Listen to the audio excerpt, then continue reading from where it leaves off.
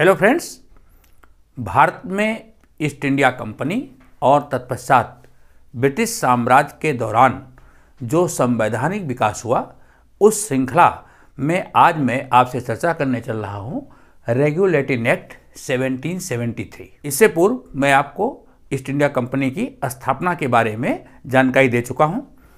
अब वो पहला कानून जिसने ईस्ट इंडिया कंपनी के कार्यों को नियंत्रित किया, रेगुलेटिंग एक्ट। रेगुलेट मीन्स नियंत्रण करना। ये पहला कदम था ब्रिटिश सरकार का, जिसके द्वारा व्यापारिक कंपनी, जो एक राजनीतिक प्रभुसत्ता उसने स्थापित कर दी थी भारत में, उसके कार्यों पर नियंत्रण करने के लिए ब्रिटिश सरकार ने पहल की। और वो पहल कब हुई? 1773 में। ओके, तो इसलिए इस कानून को रेगुलेटिंग एक्ट कहा गया। अब आज जो हमारा चर्चा का विषय है वो 4 चरणों में होगा। पहला, रेगुलेटिंग एक्ट से पूर्व परिस्थितियां क्या थी, क्यों रेगुलेटिंग एक्ट 1773 में लाना पड़ा। दूसरी बात, रेगुलेटिंग एक्ट का उद्देश्य क्या था। तीसरा, रेगुलेटिंग एक्ट के प्राविधान क्या थे। और लास्ट वन, रेगुलेटिंग एक्ट का महत्व क्या है। तो ये 4 चरणों में हम बात करेंगे। सबसे पहले वो परिस्थितियां जिसकी वजह से रेगुलेटिंग एक्ट को लाना पड़ा, फिर उसके बाद उद्देश्य, नेक्स्ट प्राविधान और इसका महत्व। रेगुलेटिंग एक्ट 1773 में लाया गया और उस समय भारत में जो ईस्ट इंडिया कंपनी का गवर्नर था बंगाल का, उसका नाम था वारेन हेस्टिंग्स। तो ये वारेन हेस्टिंग के समय में लाया गया।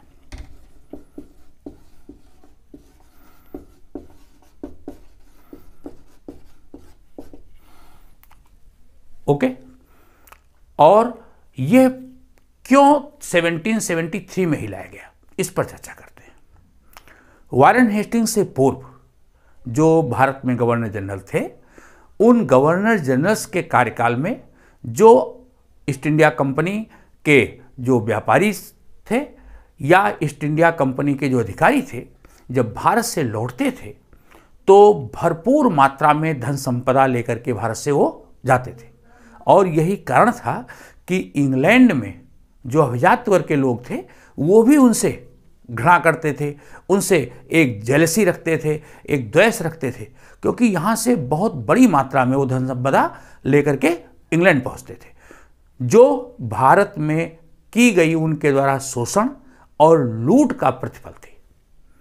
मनमाना वो लूटपाट मचा रहे थे, मनमाना शोषण कर रहे थे और भरपूर कमाई करके वो ब्रिटेन लौटते थे। तो वहाँ के लोग भी उनसे बहुत एक प्रकार से ईर्ष्या और द्वेष की भावना रखते थे। भारत में क्लाइव के द्वारा दोहरी सरकार की स्थापना की गई थी, जो चलती चली आ रही थी। वो दोहरी सरकार की वजह से भी लोगों में आक्रोश था। तो दोहरी सरकार, भारत में खुलेआम जो लूट का प्रचलन था ईस्ट इंडिया कंपनी के कर्मचारियों के द्वारा, उसकी वजह से। और तीसरा, ऐसी परिस्थितियां पैदा हुई 1770 का बंगाल का अकाल।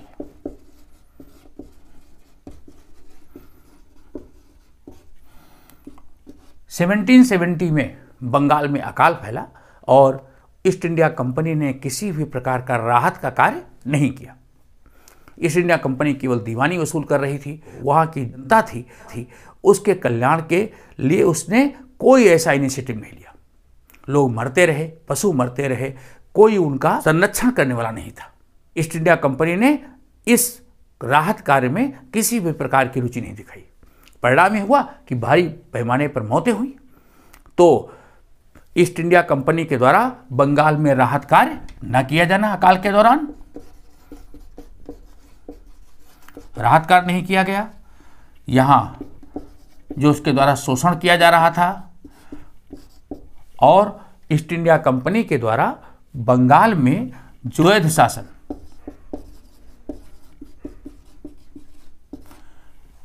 ये सब ऐसे कारण थे जिसकी वजह से Bharatiya Janata east India company से बुरी तरह त्रस्त थी। अच्छा, इस दौरान और भी परिस्थितियां पैदा हुई। दक्षिण में हैदर अली ने जब कर्नाटक में आक्रमण करके अंग्रेजों को पराजित किया तो ये सूचना भी इंग्लैंड तक पहुंची। बंगाल का अकाल और हैदर अली द्वारा अंग्रेजों की पराजय, इसकी वजह से जो कंपनी का जो शेयर मार्केट था वो गिर गया। कंपनी के शेयर के मूल्यों में कमी आ गई। कंपनी वैसे ही काफ़ी घाटे में चल रही थी, क्योंकि कंपनी को 4 लाख पाउंड प्रतिवर्ष ब्रिटिश सरकार को देने पड़ रहे थे। मैंने इससे पूर्व की वीडियो में आपसे चर्चा की थी कि 4 लाख पाउंड कंपनी किसको देती थी? वार्षिक के रूप में ब्रिटिश सरकार को देती थी।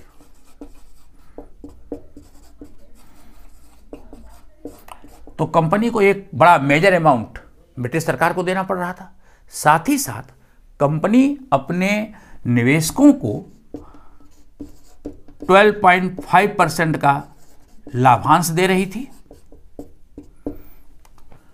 और बड़ी मजेदार बात है कि घाटे के बावजूद भी कंपनी अपने निवेशकों को ये लाभांश दे रही थी।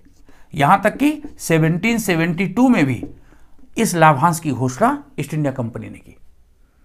तो एक तरफ कंपनी भारी लाभांश दे रही थी, दूसरी ओर कंपनी ब्रिटिश सरकार को पैसे देकर के निरंतर घाटे में जा रही थी। यहां तक कि कंपनी के ऊपर 60 लाख पाउंड का कर्ज हो चुका था।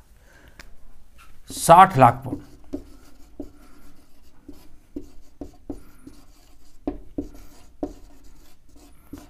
इस भारी कर्ज की राशि के बावजूद भी कंपनी के लाभांश में किसी प्रकार की कमी नहीं आई। ब्रिटेन का जो शेयर बाजार था वहां कंपनी के शेयर के मूल्यों में गिरावट आ गई, तो कंपनी को ऐसी स्थिति में कर्ज लेने के लिए प्रार्थना करनी पड़ी। ब्रिटिश सरकार के सामने कंपनी ने कर्ज के लिए प्रार्थना की कि उसको कर्ज दिया जाए, क्योंकि कंपनी बहुत बड़े घाटे में थी। और ईस्ट इंडिया कंपनी ने 10 लाख पाउंड के कर्ज के लिए इसने ब्रिटिश सरकार से अपील की। और उस समय ब्रिटिश सरकार के प्रधानमंत्री थे लॉर्ड फ्रेडरिक नॉर्थ। उन्होंने कंपनी की जो कर्ज की एप्लीकेशन थी उसको एक प्रवर समिति के सामने भेज दिया, लेकिन शेयर के मूल्यों में गिरावट आ चुकी थी। कंपनी की माली हालत खस्ता थी। कंपनी के द्वारा किए जा रहे शोषण, कंपनी के कर्मचारियों द्वारा जो निजी व्यापार हो रहा था, कंपनी बिल्कुल दिवालिया थी। लेकिन फिर भी जो कंपनी के कर्मचारी थे जब ब्रिटेन लौटते थे तो माला माल होकर लौटते थे। ये बड़ी विसंगति थी। तो इन सब चीज़ों को देखते हुए हाउस ऑफ कॉमन्स ने एक सीक्रेट कमेटी को भी इस कर्ज की एप्लीकेशन पर विचार करने के लिए जिम्मेदारी दी। तो एक प्रवर समिति प्रधानमंत्री के द्वारा और हाउस ऑफ कॉमन्स के द्वारा एक सीक्रेट कमेटी बनाई गई। ब्रिटिश प्रधानमंत्री लॉर्ड फ्रेडरिक नॉर्थ द्वारा जो प्रवर समिति बनाई गई उसका अध्यक्ष बनाया गया जनरल बर्गाइन।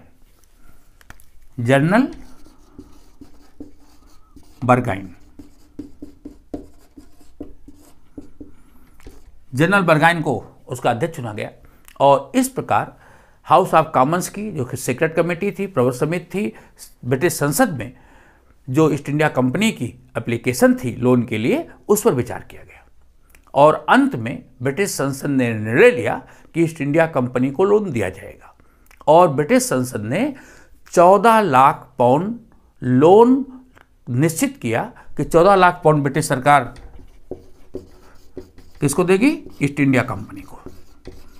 14 लाख पाउंड का ऋण स्वीकृत हुआ और इसके रेट ऑफ इंटरेस्ट केवल 4% थी, 4% ब्याज पर। लेकिन इसको कुछ शर्तों के साथ दिया जाना था। तो ब्रिटिश संसद ने पहला प्राविधान तो यह किया कि 14 लाख पाउंड लोन दिया जाएगा, और दूसरा प्राविधान था कि एक ऐसा नियंत्रण का कानून लागू किया जाएगा जिससे कि ईस्ट इंडिया कंपनी के कार्यों पर ब्रिटिश सरकार का नियंत्रण बना रहे। तो इस प्रकार ये पहला कदम था ब्रिटिश सरकार का, जिसके द्वारा ईस्ट इंडिया कंपनी के जो व्यापारिक और राजनीतिक कार्य थे उसके ऊपर ब्रिटिश सरकार का नियंत्रण स्थापित हो गया। रेगुलेटिंग एक्ट की स्थापना। इस प्रकार 1773 में रेगुलेटिंग एक्ट स्थापित किया गया। तो ये थी परिस्थितियां, जिन परिस्थितियों की वजह से रेगुलेटिंग एक्ट अपने अस्तित्व में आया। अब हम बात करेंगे कि रेगुलेटिंग एक्ट का उद्देश्य क्या था। मैंने आपको पहले बताया रेगुलेट का मतलब है नियंत्रण करना। तो ब्रिटिश सरकार के द्वारा ईस्ट इंडिया कंपनी के कार्यों पर नियंत्रण स्थापित करने के लिए कानून बनाया गया। तो पहला उद्देश्य तो ये ईस्ट इंडिया कंपनी के कार्यों को नियंत्रित करना। दूसरा, ईस्ट इंडिया कंपनी के जो कार्य थे और जिसकी वजह से ब्रिटिश सरकार के ऊपर भी कहीं ना कहीं आंच आ रही थी, ब्रिटिश सरकार की जो नेम एंड फेम था, जो उसकी ख्याति थी, उसके ऊपर भी धब्बा लग रहा। ब्रिटिश संसद में भी भारत में ईस्ट इंडिया कंपनी के कार्यों की चर्चा हो रही थी। तो ब्रिटिश सरकार चाहती थी कि ईस्ट इंडिया कंपनी के जो कार्य हैं उनको नियंत्रित किया जाए। ब्रिटिश सरकार चाहती थी कि ईस्ट इंडिया कंपनी के कार्यों में सुधार लाया जाए, प्रशासन को सुधारा जाए, इसके दोषों को दूर किया जाए, कंपनी का जो संरचनात्मक ढांचा है उसमें सुधार किया जाए। तो इस प्रकार ब्रिटिश सरकार के द्वारा ईस्ट इंडिया कंपनी के संरचनात्मक ढांचे में सुधार, उसके दोषों को दूर करना, कंपनी के प्रशासन को व्यवस्थित करना, कंपनी के कार्यों को नियंत्रित करना, इन सब उद्देश्यों के लिए ये रेगुलेटिंग एक्ट लाया गया था। ईस्ट इंडिया कंपनी तो एक व्यापार करने के लिए बनाई गई थी। वो व्यापारिक कंपनी से एक राजनीतिक प्रभुसत्ता स्थापित कर दी थी उसने।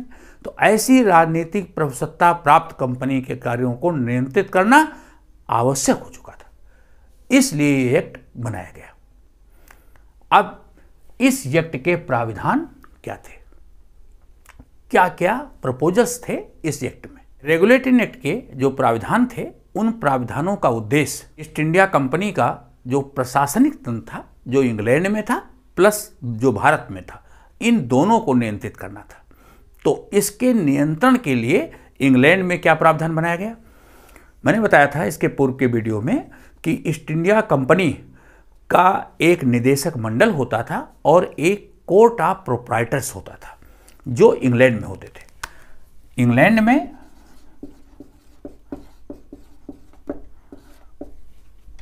दो संस्थान थे, court of directors and court of proprietors. इसको कहते थे निदेशक मंडल,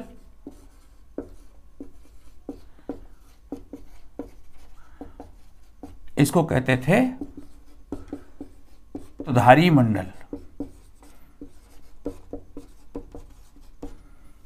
ओके, तो ईस्ट इंडिया कंपनी के प्रशासन तंत्र के ये दो अंग थे। कोर्ट ऑफ डायरेक्टर्स, इसमें 24 सदस्य होते थे। कोर्ट ऑफ डायरेक्टर के 24 सदस्य होते थे और इन 24 सदस्यों का चुनाव जो कोर्ट ऑफ प्रोप्राइटर्स होता था, इसके द्वारा होता था। कोर्ट ऑफ प्रोप्राइटर्स के द्वारा इन निदेशक मंडल के सदस्यों का चुनाव होता था। ये संविधान था। और जो निदेशक मंडल होता था ये 24 का, ये लोग क्या करते थे, साल में एक बार, मतलब प्रतिवर्ष, अपने जो सदस्य होते थे, जो कंपनी के शेयर होल्डर होते थे, जो सदस्य होते थे, ईस्ट इंडिया कंपनी के जो सदस्य होते थे, इन सदस्यों में से एक अध्यक्ष और एक उपाध्यक्ष का चुनाव करते थे। निदेशक मंडल कंपनी के जो शेयर होल्डर होते थे, उसमें से एक अध्यक्ष, एक उपाध्यक्ष का चुनाव करता था और ये चुनाव प्रतिवर्ष होता था। और जो कंपनी के सदस्यों में से अध्यक्ष चुना जाता था, वो कंपनी का एक प्रकार से सीईओ होता था। जो अध्यक्ष होता था, इसके पास सीईओ की पावर होती थी। वो कंपनी का मुख्य कार्यकारी निदेशक हुआ था। ये ईस्ट इंडिया कंपनी का संविधान था। रेगुलेटिंग एक्ट में क्या बदलाव किया गया? रेगुलेटिंग एक्ट का पहला प्रावधान, जो ये चुनाव होता था निदेशक मंडल के द्वारा, जो अध्यक्ष और उपाध्यक्ष का चुनाव होता था, प्रतिवर्ष होता था, इसको 4 साल के लिए कर दिया गया। चुनाव की समय सीमा बढ़ा करके 1 साल से 4 वर्ष कर दी गई। रेगुलेटरी एक्ट का पहला प्रावधान, जो निदेशक मंडल के द्वारा अध्यक्ष और उपाध्यक्ष का चुनाव होता था, उसके कार्यकाल को बढ़ा करके 1 वर्ष से 4 वर्ष कर दिया गया। और जो निदेशक मंडल के 24 सदस्य चुने जाते थे, इसमें से 1/4 सदस्य प्रतिवर्ष अवकाश प्राप्त करते थे। जो 24 सदस्य थे निदेशक मंडल के, इनमें से 1/4 प्रतिवर्ष अवकाश प्राप्त करते थे। और जो 1/4 अवकाश प्राप्त करते थे, इनका चुनाव कैसे होता था? इनका चुनाव करने के लिए जो पहले से चली आ रही व्यवस्था थी, उसमें भी बदलाव किया गया। रेगुलेटिंग एक्ट में एक नया प्रावधान लाया गया कि जो 1/4 सदस्यों का चुनाव करेंगे, वो वही शेयर होल्डर्स कर सकते हैं जिनके पास कम से कम 1 वर्ष से 1000 पाउंड का शेयर हो। मतलब वो 1000 पाउंड के शेयर होल्डर हों। इससे नीचे के शेयर होल्डर हैं तो वो चुनाव नहीं कर सकते। तो 1000 पाउंड के शेयर होल्डर होने चाहिए, वही चुनाव कर सकते हैं। और उसमें समय भी रखा गया, कम से कम 1 वर्ष पूर्व से उनके पास ये शेयर हों। चुनाव के समय ही उन्होंने शेयर खरीद लिया हो, ऐसा नहीं हो सकता। पहले ये सीमा क्या थी? 500 पाउंड शेयर की सीमा थी, उसको बढ़ा करके 1000 पाउंड कर दिया गया। मतलब वही शेयर होल्डर अब चुनाव में मतदान दे सकते थे। तो इस तरह से शेयर होल्डर्स के द्वारा इन सदस्यों को प्रतिवर्ष 1/4 सदस्यों को चुन लिया जाता था और इस प्रकार के कोरम की पूर्ति होती रहती थी। ओके, तो रेगुलेटिंग एक्ट में ये नया प्रावधान किया गया। नेक्स्ट, रेगुलेटिंग एक्ट के द्वारा ब्रिटिश मंत्रिमंडल को ईस्ट इंडिया कंपनी के भारत स्थित मामलों पर नियंत्रण मिल गया। वो कैसे? जो डायरेक्टर्स थे, इन 24 सदस्य जो होते थे, इन डायरेक्टरों को यह आदेश दिया गया कि वो प्रतिवर्ष ब्रिटिश सरकार के वित्त विभाग के सामने अपने वित्तीय मामले, ईस्ट इंडिया कंपनी अपने वित्तीय मामले और रेवेन्यू से संबंधित राजस्व मामले की रिपोर्ट किसके सामने रखेगी? वित्त विभाग के सामने। जो ब्रिटिश सरकार का वित्त विभाग था, उसके सामने ईस्ट इंडिया कंपनी को प्रतिवर्ष अपने वित्तीय मामले और राजस्व संबंधी मामले के सारे पेपर्स प्रेजेंट करना अनिवार्य कर दिया गया। और इसी तरह जो ईस्ट इंडिया कंपनी के सैनिक और असैनिक मामले थे, उनके जो भी पत्र व्यवहार होते थे, वो सारे पेपर्स किसके सामने रखना पड़ा? Secretary of state. सैनिक और असैनिक मामले, सैनिक व असैनिक मामलों, ये सेक्रेटरी ऑफ स्टेट। तो ये 2 चीजें, इसको ध्यान समझ लीजिएगा। वित्तीय मामले और राजस्व संबंधी मामले वित्त विभाग के सामने रखने थे। सैनिक और असैनिक संबंधी मामले सेक्रेटरी ऑफ स्टेट। ये एक ऐसा पद था जो ब्रिटेन में स्थापित था, ब्रिटेन में रहता था और वहाँ से भारत स्थित प्रशासन को रेगुलेट करता था। तो सेक्रेटरी ऑफ स्टेट के सामने प्रस्तुत करना अनिवार्य कर दिया गया।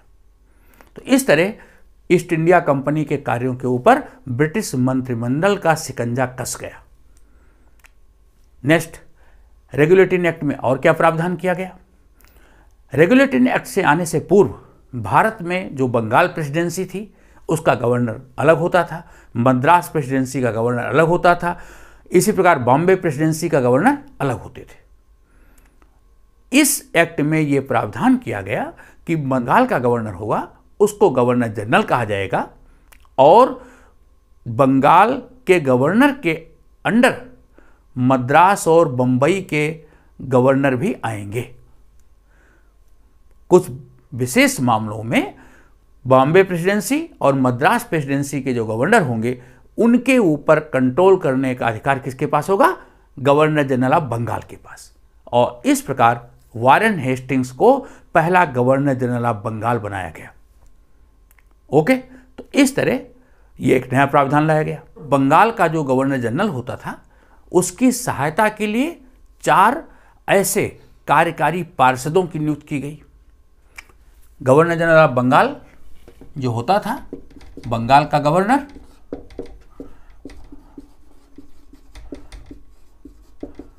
इसकी सहायता के लिए 4 ऐसे पार्षद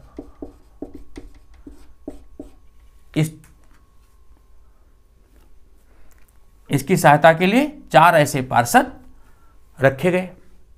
और ये जो 4 पार्षद थे, इन चारों पार्षदों का कार्यकाल 5 वर्ष रखा गया। इनका कार्यकाल 5 वर्ष। इस चीज का ध्यान रहे, ये गवर्नर जनरल के साथ तो काम करते थे लेकिन गवर्नर जनरल इनको हटा नहीं सकता था। इनका कार्यकाल 5 वर्ष होता था। अगर इनको हटाया जाए तो इसको हटाने के लिए जो डायरेक्टर्स होते थे, बोर्ड ऑफ डायरेक्टर्स, ये सिफारिश करते और इनको ब्रिटिश संसद ही हटा सकती थी। इससे पहले इनको इस पद से हटा नहीं सकते थे। गवर्नर को इन सदस्यों की सहमति से काम करना था और इसमें गवर्नर को एक अपना मत देने का अलग से अधिकार था। लेकिन कब? जब ऐसी स्थिति में किसी प्रस्ताव पर अगर मत बराबर हो जाए तो अपना मत गवर्नर प्रयोग कर सकता था। मतलब गवर्नर को केवल निर्णायक मत देने का अधिकार था। शेष 4 सदस्य जो किसी बात पर निर्णय लेते थे, जो बहुमत होता था उस पक्ष में निर्णय जाता था। और कोरम की जो गणपूर्त थी वो संख्या थी 3। कोरम 3 लोगों का होता था।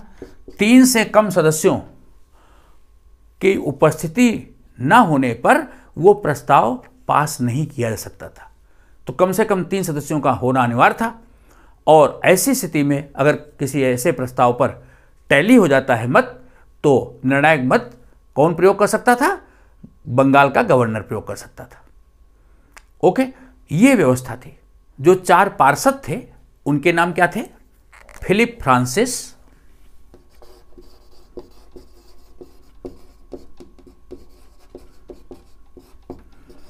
George monsoon,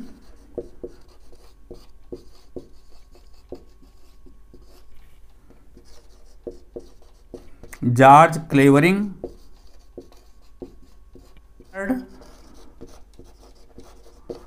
barbell.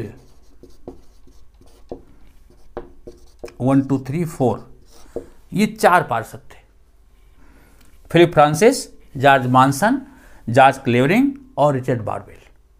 तो इन 4 सदस्यों को रखा गया। व्यवस्था तो कर दी गई लेकिन बड़ी टकराव की स्थिति आ गई। गवर्नर और गवर्नर के साथ 4 पार्षद, प्रायः कई मुद्दे ऐसे थे जिस पर निर्णायक मत प्राप्त होने के बावजूद भी गवर्नर अपनी इच्छा के अनुसार काम नहीं कर पाता था। अड़चनें आती थी, कार्य हो नहीं पाते थे। इसी कमी को दूर किया गया आगे चल करके। लेकिन रेगुलेटिंग एक्ट में यह व्यवस्था थी। इस प्रावधान को आप अच्छी तरह से समझेंगे।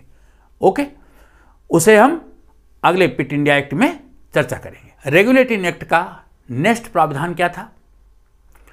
ईस्ट इंडिया कंपनी के कार्यों को सुधारने के लिए रेगुलेटिंग एक्ट लाया गया था।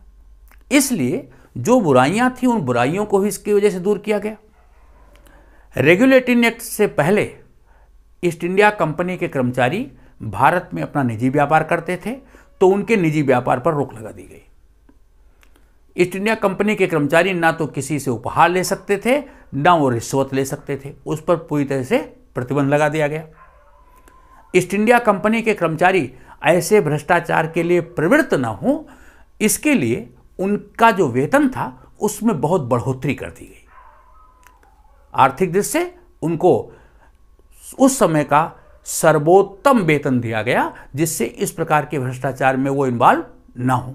कंपनी का जो लाभांश पहले 12.5% की दर से दिया जाता था, उसको 6% कर दिया गया, लाभांश को घटा दिया गया। और फोर्ट विलियम में सर्वोच्च न्यायालय की स्थापना की गई।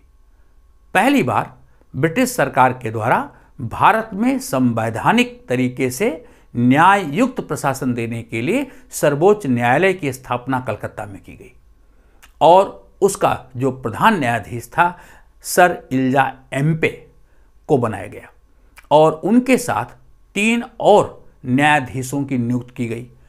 और इस न्यायालय में ज्यूरी सिस्टम के माध्यम से न्याय होना था, बेंच बैठती थी, ज्यूरी सिस्टम के माध्यम से न्याय होता था और यह एक अपीलीय न्यायालय था, साथ ही साथ अभिलेख न्यायालय था।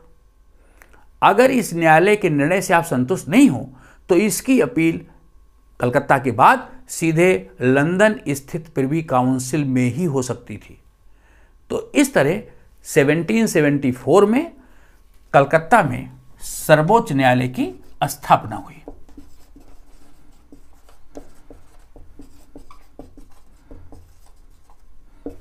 ओके, सर्वोच्च न्यायालय स्थापित हो गया जो एक अभिलेख न्यायालय था। इसके निर्णय बड़े महत्वपूर्ण होते थे, वो कोर्ट किए जाते थे।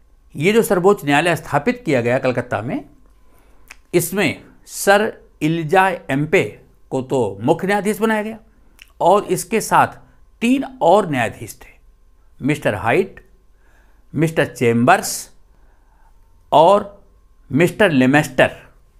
तो 3 जज, मिस्टर हाइड,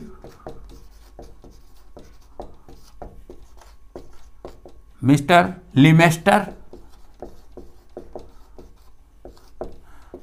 और मिस्टर चेम्बर्स, ये 3 जज। जब ये न्यायालय बनाया गया तो कहा गया कि यहां इंग्लिश रूल फॉलो होगा, जो इंग्लैंड में कानून चल रहा है उस तरह से यहां न्याय व्यवस्था होगी।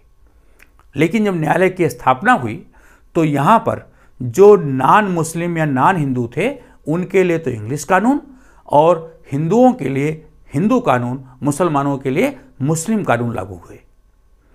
तो इस प्रकार ये इस एक्ट के द्वारा, रेगुलेटिंग एक्ट के द्वारा कई प्रावधान ये किए गए। अब इसका महत्व क्या है? रेगुलेटिंग एक्ट का महत्व ये है कि पहली बार ईस्ट इंडिया कंपनी के कार्यों पर नियंत्रण स्थापित हुआ और एक ऐसे प्रभुसत्ता की स्थापना हुई जो न्याययुक्त थी और भारत में कानून का शासन स्थापित करने का पहला प्रयास हुआ। चाहे वो कोई अंग्रेज कर्मचारी हो या भारत का कोई भी व्यक्ति हो, न्याय से ऊपर नहीं था। उसके लिए न्यायालय की स्थापना हुई, उसके विरुद्ध मुकदमा दायर किया जा सकता था और न्याय मिल सकता था। अब रेगुलेटिंग एक्ट जो स्थापित हुआ उसमें कुछ ऐसे दोष थे जिसकी वजह से 1784 में एक नया कानून लागू किया गया जिसको पिट्स इंडिया एक्ट कहते हैं। रेगुलेटिंग एक्ट में सबसे बड़ी कमी वारेन हेस्टिंग के सामने आई। प्रशासन को संचालित करने में जो 4 सदस्यीय परिषद थी वो सहयोग नहीं कर रही थी। दूसरी बात, जो न्यायालय स्थापित हुआ, किस व्यवस्था के द्वारा न्याय दिया जाएगा, कानून क्या होंगे, ये सुपरिभाषित नहीं थे। इसकी वजह से भी प्रशासनिक अड़चनें आई। तो ये कुछ ऐसी कमजोरियां थी जिसका सुधार 1784 के पिट इंडिया एक्ट के द्वारा किया गया। मिलते हैं अगले वीडियो में पिट इंडिया एक्ट के साथ। मित्रों, आपको वीडियो कैसा लगा? आप अपनी प्रतिक्रिया भी देंगे, चैनल को लाइक था सब्सक्राइब भी करते रहेंगे। थैंक्स।